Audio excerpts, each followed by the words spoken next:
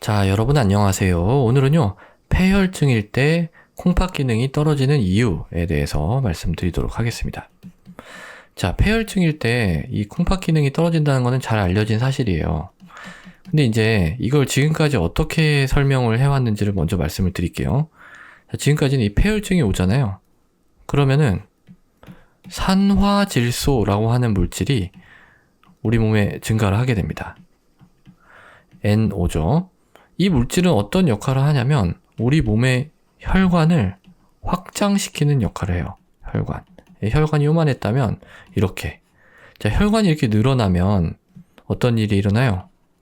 혈압이 떨어지겠죠. 같은 압력으로 이렇게 뿜어주면은 여기의 압력이 이 넓으니까 이 압력이 떨어질 거 아니에요.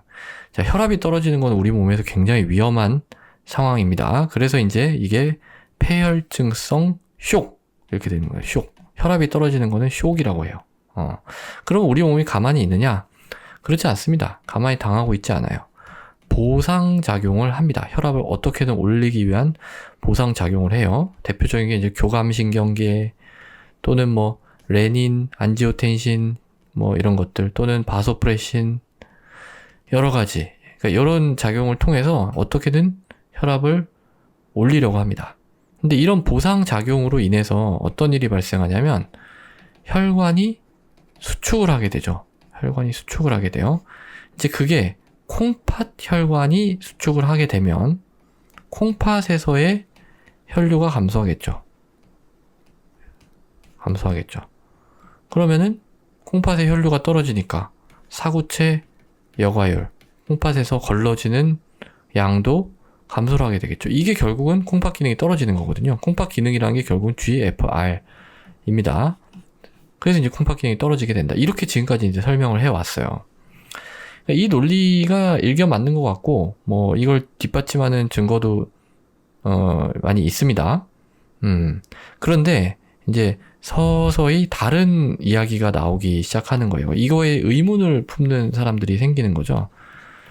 항상 이 과학이든 의학이든 뭔가 발전을 하려고 하면은요, 이 의문을 가져야 돼요. 이게 정말 맞나? 약간 이런. 당연한 것처럼 보이지만, 그게 정말로 이렇게 될까? 라고 하는 의문을 갖는 게 굉장히 중요한 것 같아요. 연구를 하기 위해서는요. 그래서 이제 그런 사람들이 이런 증거를 보고 의문을 품기 시작한 거예요. 그래서 뭘 해봤냐면은, 정말로 이 콩팥의 혈류가 감소하는가? 이거에 물음표를 던져본 거죠. 근데 직접 해봤더니 아니야.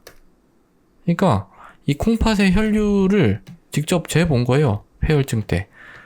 그랬더니 어떤 사람은 이게 뭐 동물 실험이 어떤 돼지는 뭐 떨어지고 어떤 돼지는 그냥 비슷하고 어떤 돼지는 오히려 올라가기도 한다는 거예요. 그러니까 뭐 이런 프레임이 맞는 경우도 있겠지만 꼭 이 혈류가 감소하지 않아도 콩팥 기능이 떨어지는 그 septic AKI, 이건 이제 septic AKI라고 하거든요. 폐혈증으로 인한 콩팥 기능의 급성으로 콩팥 기능이 떨어지는 거. 이 septic AKI는 콩팥 혈류 감소와 무관하게도 일어난다. 이런 걸 발견한 거죠. 그러면은 이 프레임에서 뭔가를 좀 수정을 해야 될 거 아니에요? 이거 어디를 수정해야 될까요? 여기죠. 여기에서 지금 문제가 생겼잖아요. 근데 이거는 맞잖아요. 이 사구체 여과율이 떨어진 거. 이걸 어떻게 설명을 하냐면은요. 이렇게 설명하고 있습니다. 한번 들어보세요. 자, 콩팥으로 이렇게 혈류가 들어오면 다른 조직 같으면은 이 혈류가 나눠져서 모세혈관이 돼서 조직이랑 교환하고 정맥으로 빠져나가겠죠? 근데 콩팥은 안 그래요. 콩팥은 조금 다릅니다. 이게 모세혈관으로 나눠져가지고 얘가 막 꽈리를 틀어가지고 뭘 해요? 이쪽을 여과를 시키잖아요. 그게 이제 GFR이잖아요. 그렇죠? 여과시키는. 요게 이제 GFR이고 다시 모여서 나가죠. 그럼 이거는 정맥으로 가요? 아닙니다. 이것도 동맥이에요. 이것도 동맥. 앞으로 들어온 것도 동맥, 요것도 동맥. 요거는 사실은 이제 이름이 있는데 수입 들어오는 거를 수입 소동맥, 나가는 거를 수출 소동맥 이렇게 얘기를 합니다. 어쨌든 중요한 건 둘 다 동맥이라는 거예요. 왜냐면 얘는 아직 일을 하지 않았어요. 얘가 나중에 이 세뇨관 사이를 줄줄 돌면서 이제 일을 하게 되거든요. 근데 아직은 산소를 많이 포함하고 있는 동맥이에요. 이런 구조를 하고 있다는 거예요. 근데 여기에서 이제 폐혈증이 오잖아요. 폐혈증이 오면 어떤 일이 벌어지느냐. 여기, 이 수출소동맥, 여기가 집중적으로 늘어나더라 하는 거를 관찰을 한 겁니다. 여기는 별 변함이 없는데 여기만 막 엄청 늘어나.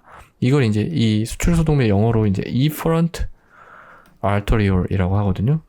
arteriol. 그래서 여기가 이제 집중적으로 늘어나니까 이거를 efferent vasodilation 이렇게 표현을 합니다. 자, 그러면 어떤 일이 벌어져요? 여기가 집중적으로 늘어나니까 들어오는 건 똑같은데 나가는 길이 훨씬 넓어졌죠.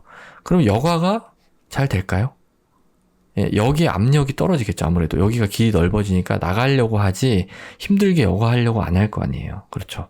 그래서 이 GFR 여과량이 감소를 하게 되고 그게 콩팥 기능 저하로 이어진다. 이렇게 설명을 하고 있어요.